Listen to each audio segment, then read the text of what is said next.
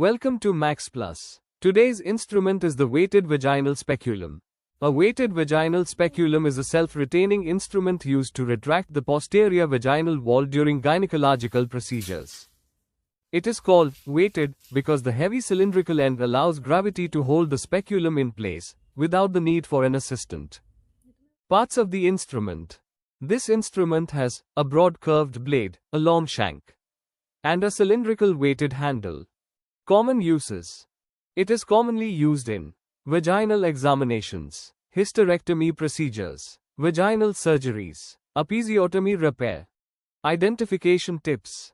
Proper placement is important. The blade retracts the posterior vaginal wall, while the weight keeps it stable using gravity.